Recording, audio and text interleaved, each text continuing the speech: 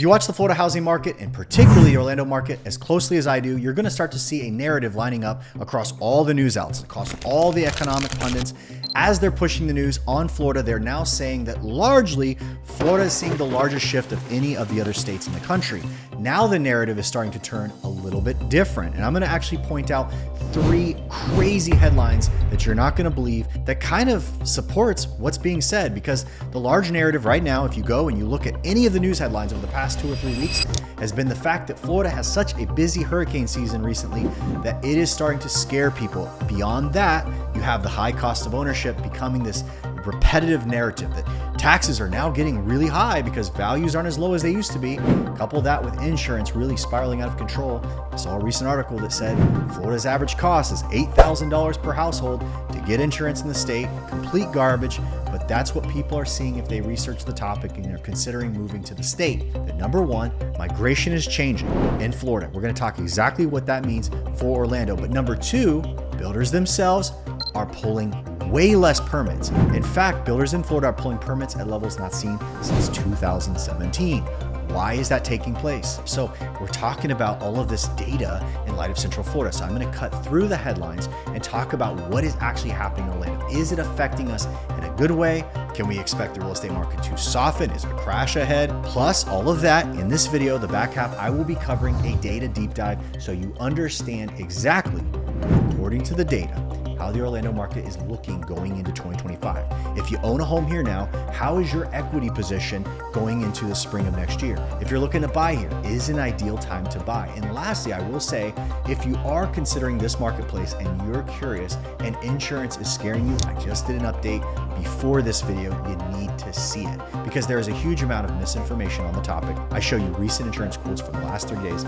You need to see that if you're considering buying in Florida because things are dramatically different than what is being reported. But let's get into the update. Now, the first headline I want to talk about is Florida's appeal tested as migration drops with expenses rising. Now, I've been really curious about this article because you're seeing a lot of videos and people making clickbaity kind of stuff where they're saying everybody's moving back to California. Everybody's moving back to New York. Is all of that true? Really kind of saying Florida's show is over and people are now fleeing the market. But look at this. From 2022 to 23, the Sunshine State became the home of 637,000 residents from other states, but had 511,000 Floridians move away. That's a net increase of 126,000. And again, this headline, this dropping migration was made from the prior calendar year, which is 2021 to 2022. Now that year, look at this, had a net migration into Florida. After people moved away, 250,000 people were left. Now, understand, when we start talking these kinds of numbers, these are epic numbers of people even moving into the state. Forget how many are moving out. But when you have 600,000 people moving, Florida has always been a massive retirement destination. People have really planned to be here wherever they live. You know, I could say going back to my early real estate days, the entire time I've been having conversations with people from the north saying, I'm retiring in 2 years. I'm moving there. I'm retiring in 3 years. I'm moving there.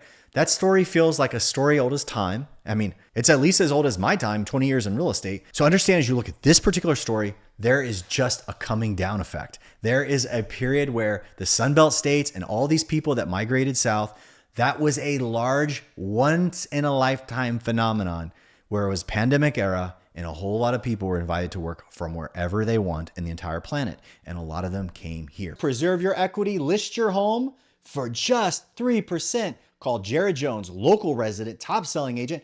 Do not pay outdated models of commission. I've been warning you, don't do it. Things have changed.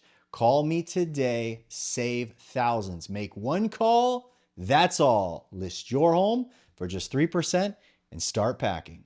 Jared Jones is the way to go. Call 706-5000. But let's look at another narrative, which is also fascinating because of what's happening in real estate right now. Look at this. Rents continue to decline in Orlando, Realtor.com reports. Further on, the report says Realtor.com released its latest rental report and shows that rents have continued to decline year over year for the 15th month in a row, including Orlando. According to the report, October 2024, marks the 15th month of year-over-year rent declines. So the steady softening now for more than a year. Look at this. Asking rents dipped by $14. So the downside is you are talking 15 months of softness, and everybody in the rental world says, you're crazy. It doesn't feel cheaper. That's because these are infinitesimal amounts, if that's even the correct word. These are almost negligible. I don't feel them. Look at this. Despite the 15th month of decline, the US median rent was $40 less than the peak of August 2022. So this is the same. This is the national average that is dropping. Now, the thing that puzzles me is when I look at an article like this and it's telling me that rents are declining, and then I read all of the economic predictors for next year saying there's more rent formation coming. There's more people that could buy opting to rent. Okay, well, how in the world is rent stabilizing if everybody by choice is opting into the rental market? And the answer to that is there is a lot of supply still hitting, particularly in the South.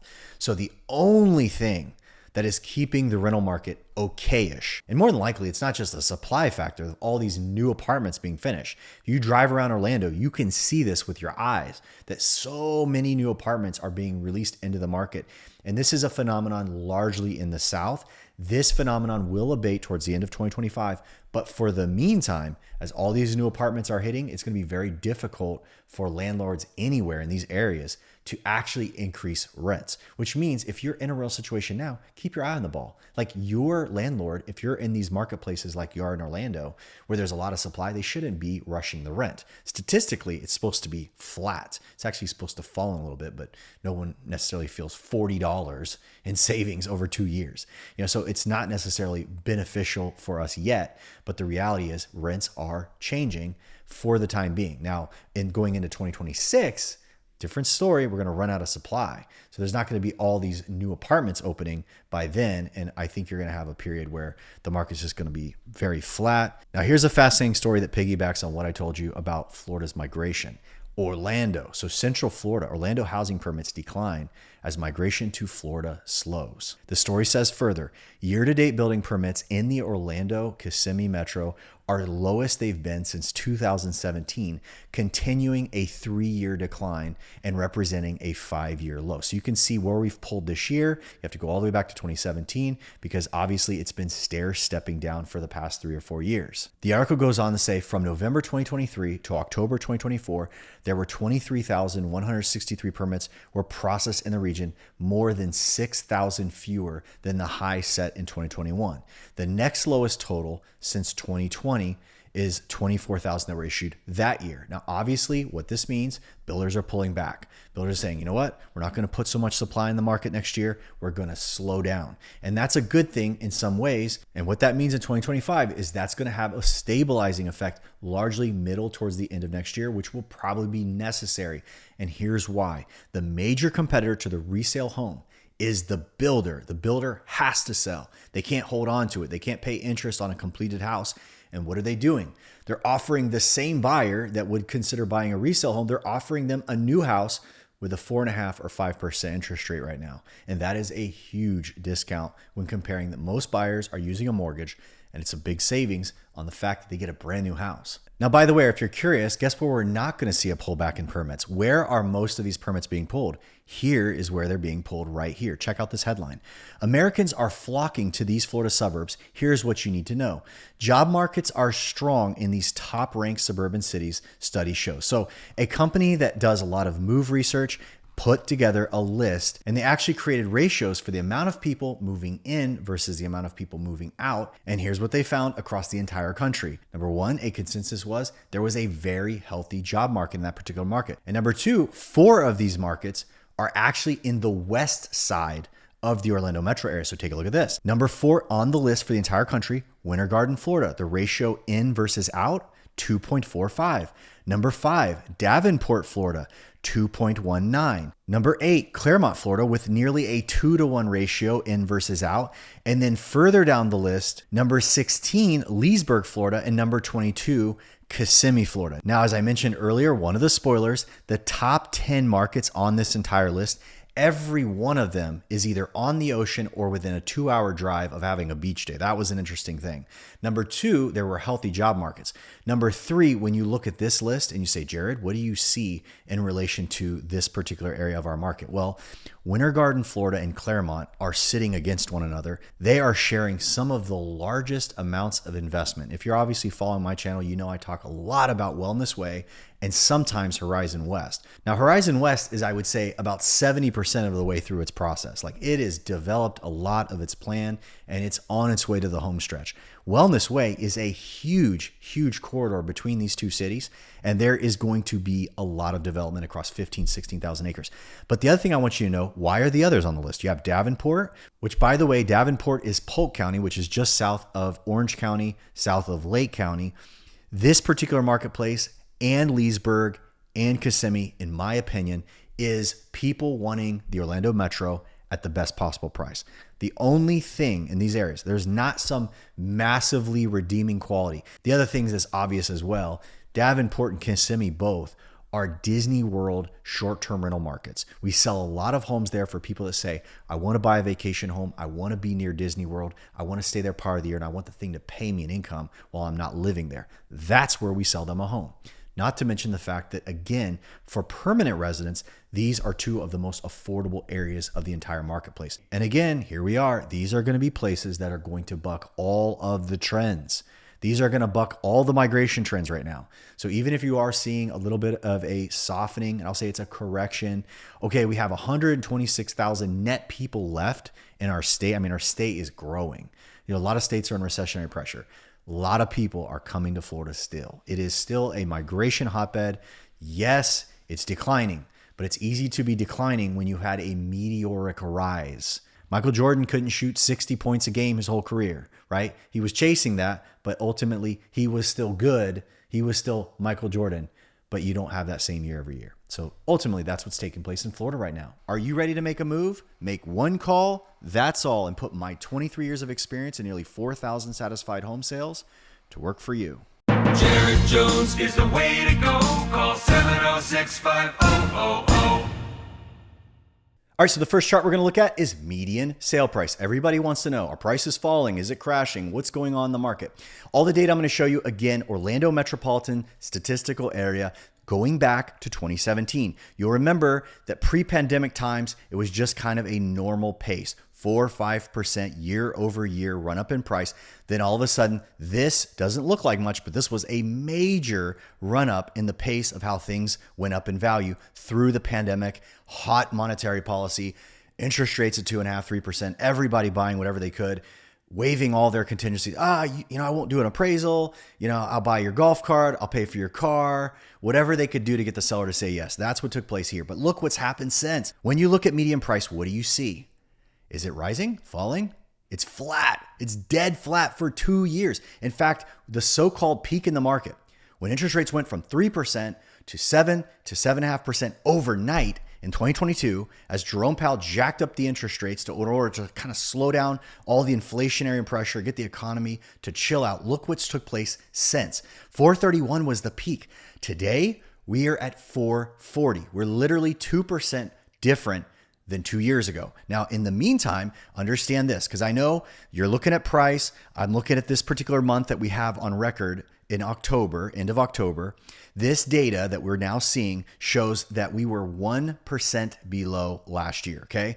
So again, you're going to say, Jared, does that mean price is falling? Well, it's the 1 month out of 12 where you actually ran a negative to last year. Most of it, you're going to want to consider it's bumping, okay? In all likelihood, and I took a sneak peek into the data, after the election, things in this market got hot again. You have some weird patterns in the market where the market will underperform 1 month and then they'll make up for it the following month. So I wouldn't be surprised if a month or 2 months later, you start seeing not only the negative 1% is gone, but you're up a 1 or up 2 against last year. So, but here's the point. If you're looking at this and you're wondering what will happen in 2025, as I look at this chart, can you guess what you think would happen? More of the same. It's going to be flat. Look at this. In 2022, we went from 431 at the peak. By the end of the year, we had lost 15,000 in price. So we were running negative 4% by December of 2022 versus the middle of the year. So you do not have that kind of action. You do have the typical seasonal drop off as we go into Christmas. This is why I always tell buyers, like, you have a very good vantage point to negotiate a better price because sellers give more during this season. They give more out of the kindness and the holiday season. No, it's not why they do it. They give it up because there's less buyers and there tends to be some listing activity lingering. And the sellers that are on the market during the winter season, they're usually more motivated. So that's what happens. All right, now additional to price, everybody wants to know how much unsold inventory is there. Are listings surging? Are the buyers on ice backing away, causing the market to absolutely freeze up and possibly a seller panic, a price cut panic? Look at what's going on in inventory. Now, this is interesting because here we are again, another month of higher listings. In fact, we're at 9,200 listings on this far into the graph. If you sweep all the way back, you cannot see a single month.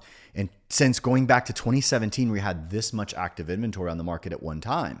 It's slightly higher than pre-pandemic levels. In fact, you have to go all the way to November of 2015 to find 1 month on record where we had 9,200 listings. Now, yes, my friends, there's way more people in the population in the Orlando market than there was in 2015. So you have to understand, as a percentage of total inventory, of total houses for sale, this probably is not a bigger number if you actually take apples to apples comparison, population versus amount of active inventory. So the reality is, though, it's climbing for 15 straight months, save 1 month. 1 month out of 15, we're pushing towards a year and a half of unabated climbing unsold inventory. Now it's creeping, but here's the thing, and this is where everybody will ask me the questions when we get the chance to interface with you on the phone or we're talking to people in the marketplace. What's going to happen, Jared? Is unsold inventory, why is it happening? Why is it not stopping? And what is promoting the growth of it? There's only two things, and I'm going to answer the question for you right here in real time. Are the sellers in this market this year pushing big time inventory? There's a lot of motivation to move a house now in 2024.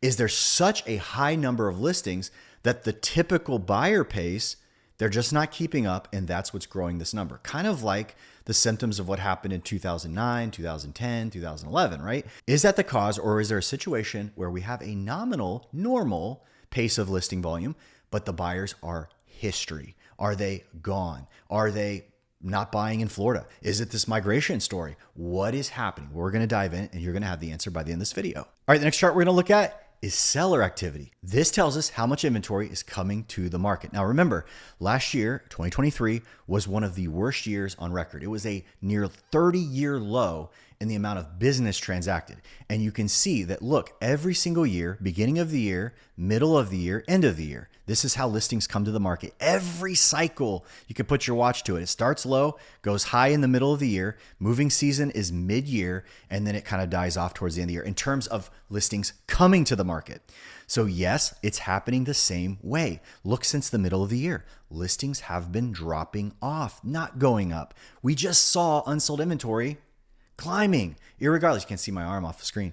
Climbing. You just saw actives. The unsolds are going up, but yet cause isn't the seller, right? Is this chart going up? No, it's not. This pace is falling. And obviously we are seeing the unsold, static, sitting inventory going against the grain, going the opposite direction. So it's starting to tell us the story. However, there's more to see, and this is going to give us some things to plan for 2025, because look what's happening. Look at the market during pandemic era. It went way up here for a single month. We had 5,000 listings hit the market, but most of the time, even in history, we peaked around 4,000 units in summer. Look, this is the 4,000 line right here. Look where it reached. It stayed mainly between 3,000 and 4,000 units. Last year, we didn't come anywhere near the normal volume of listings. Okay. And remember, all this time, unsold's going higher and higher and higher, even though the volume of sellers pushing property is not there.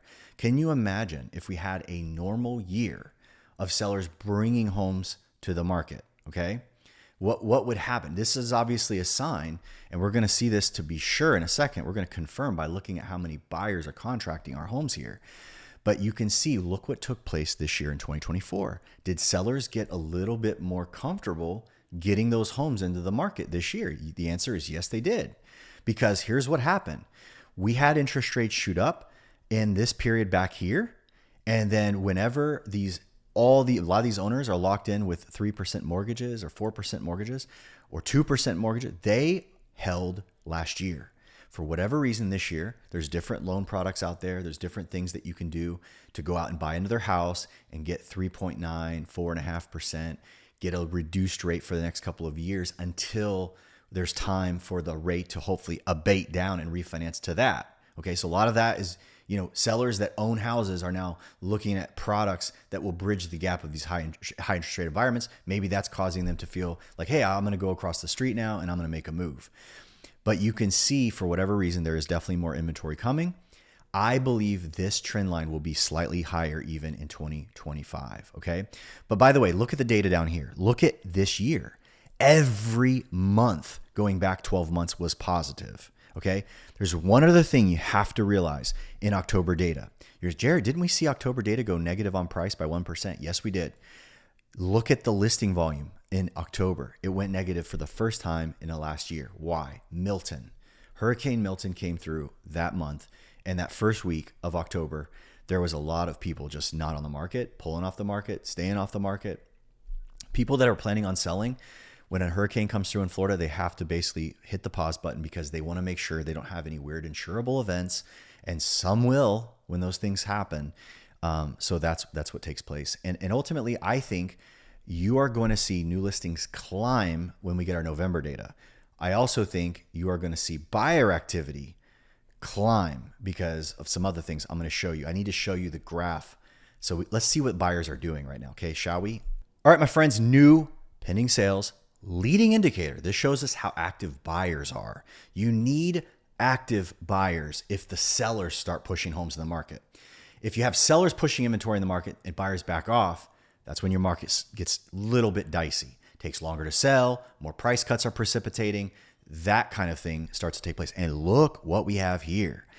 The opposite of the data that we saw. Remember new listings? New listings was positive. Every single month, more listings than last year. More listings every month this year. We were beating supply. More houses are out there. But look what we're doing on the buy side.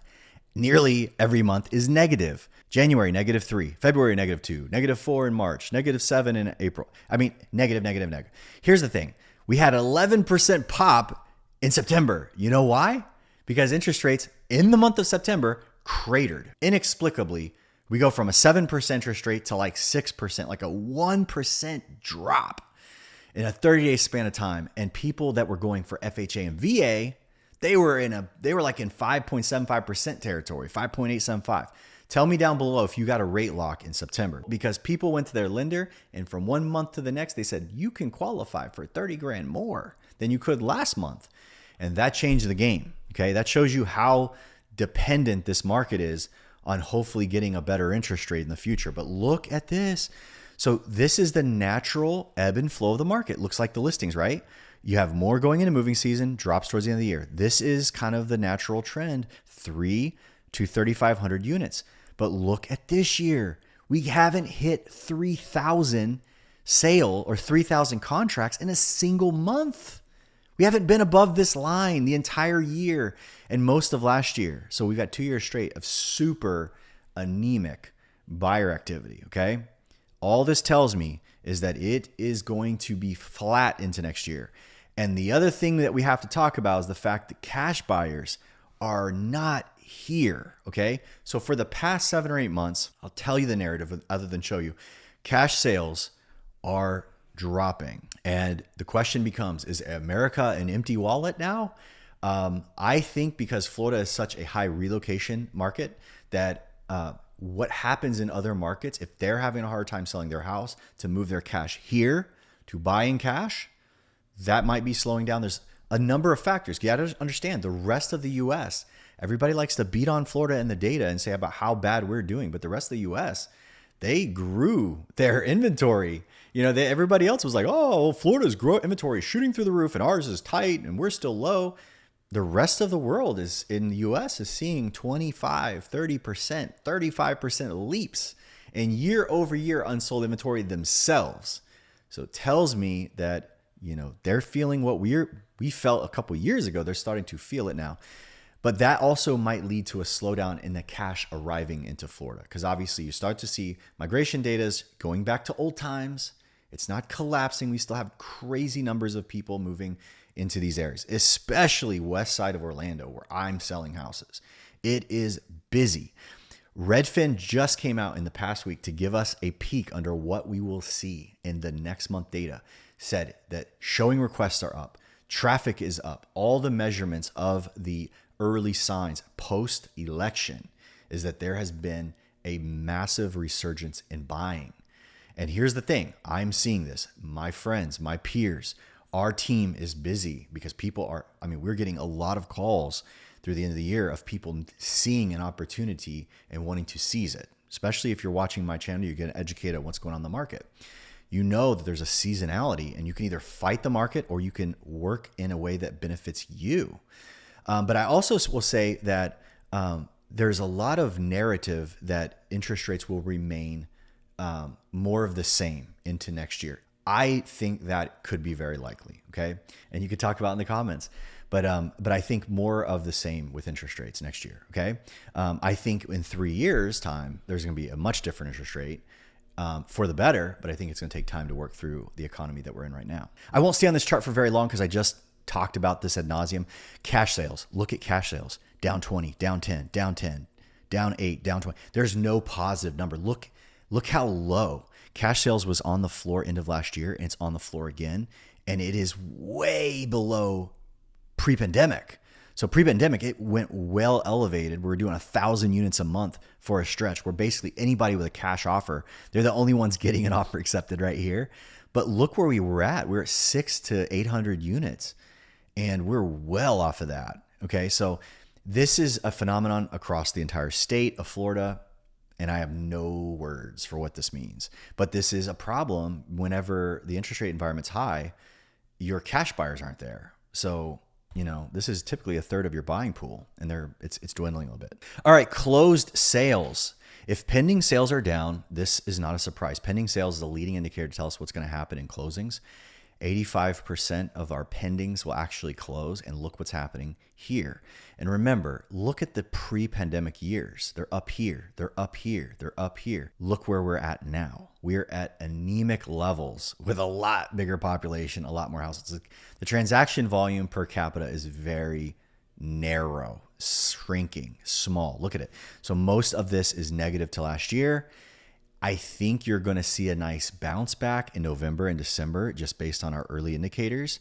But I also think maybe in 2025, there's a bit more of a spring back in transaction volume because it is due. It's just very, very low numbers right now. And this, my friends, is median time to go under contract. This is the pace of which sellers feel their home in the marketplace. Now, everything is subjective. Some of these hot markets are still moving fast, and some of these slow markets are even slower. But look where we're at right now. It's 37 days in the median. Okay, that means there's some people that are 5-6 months out, and some people are gone in 3 days. You can see the trend. It's climbing. This did it last year. It did it the year before that. It hits a table in January, and then February it starts to dip back down. More of the same. But right now it is 77% slower. Is one of the biggest declines on record to prior year against last October, which would have been slow, but obviously we're seeing this is the way it goes. You have a hurricane show up, you're going to have your numbers fall. All right, the next chart, and probably one of the most important ones that you should watch if you are a data watcher, is called months of supply. This is a measure of inventory. Now, if this line is climbing like you see here, what does that mean? It means buyer strength. If this line drops, it means the sellers are in a strong position, such as right here when the market was raging hot. This meant that in less than 1 month, if you stop listing houses, you would sell off all the homes in the inventory for sale in less than 1 month. That is very fast. Now we are 400% above that because we're knocking on the door at 3.9 months of supply, 44% over last year. You can see it is a steady incline for all the reasons that we just discussed. And essentially, this means that somewhere around here, this is a neutral market, okay? When you're around this mark right here, this meant that buyers and sellers kind of had equal pull in terms of making deals. This means that the lion's share of inventory in the marketplace really is in the strength of the buyer. It means there's a bit more inventory, fewer buyers. Buyers may have a little bit more strength at the negotiating table, especially right now. And remember, look at last season. This was kind of sliding sideways as we went into the new year, but it has been climbing. Now, 3.9 is not alarming, okay? So understand, yes, this is a high number for this market because look at the time frame before pandemic. 2017, 18, 19. This marketplace had a feel, an energy level at 3 months. That meant if you stop selling everything, the pace that buyers were absorbing them, they'd all be gone in 3 months. That's a fairly balanced market, very balanced market. But the reality is when you start to go towards 4 months, you're about 25% higher than pre-pandemic levels. You're way higher than during pandemic when it was very tight, very strong seller favored. And again, this can frustrate sellers, okay? Sellers just have to know. You have to be smart. You have to look at supply and demand in your marketplace. This is why I am constantly trying to make sure that area by area, you're kind of getting an update on what's going on. But if I were counseling you to sell any property, we would take a look at the supply and demand measures right in your subdivision. Is this a high demand home? Is there anything like it? You know, those factors create the circumstance for the marketing of your home, whether or not you need to be very precise with your marketing or whether you can have a little room in your pricing, okay? Because some places, if you get really wild and have a lot of room, you're buried and 40 other sellers are against you and you are going to be way down the line in terms of selling your property. But here's the reality. I think you're going to see this flatten out as we go into November, December, much like you saw for a couple months here. I think this is finally going to catch some traction post-election, and then we will see what happens in the new year. If sellers stay as active as they were this year and even more so, you might see this climb towards 4.5 before next fall, which means buyers will still get opportunities. Sellers can sell. This is not a crazy, sideways market, where it's like, man, it's bad. If you got a house to sell, sell it. The reality is, though, buyers will have some opportunities here and sellers will need to think about pricing and be very, very precise. Specific markets that are slower are going to have to be very precise, can't be loose. Or you get clobbered in the marketplace. All right, let me show you two more of my favorite graphs. This is the price cut chart. Now, this is a fascinating way of seeing how the market feels to most buyers and what sellers are having to do to get out. Right now in Orlando Metro, 25% of all listings have undergone a price cut. That means 1 in 4. Now you say, Jared, what does that mean? That's a little above average. And when we go above 30%, 35% even, 1 in 3 listings seeing price cuts, those are markets where buyers really feel an advantage. Now, by the way, this data is later and more update or more present than the previous data I just showed you from Florida Association of Realtors. This is almost in real time. This is a drop through the election cycle that I was explaining to you. By the way, if you're curious, how are the other markets doing? Look at Tampa. Tampa St. Pete, which is one of the weakest markets right now, meaning buyer favored, price cuts are high, it's taking longer to sell, a lot of inventory, year over year price loss seems to be mounting. They are week after week being reported as sellers having to give up price in order to sell in this market. The Village is nearly 30% price cuts. Palm Bay, Melbourne's 27% in price cuts, sweeping up to Jacksonville, 28%. And then in Miami, I don't expect them to be very high, 19.9%. Very aggressive market, particularly in the South. Everything up here from West Palm, Boynton Beach, Delray, all these areas to Fort Lauderdale, they're seeing a little bit more price cuts than they are in the very, very south edge of that market. Cape Coral, Fort Myers is 25%. That's incredible. Punta Gorda, 26.2%. And a lot of these markets down here are negative. A lot of the Gulf Coast is negative price year over year, not because of hurricanes, just because they have been dealing with a lot of inventory.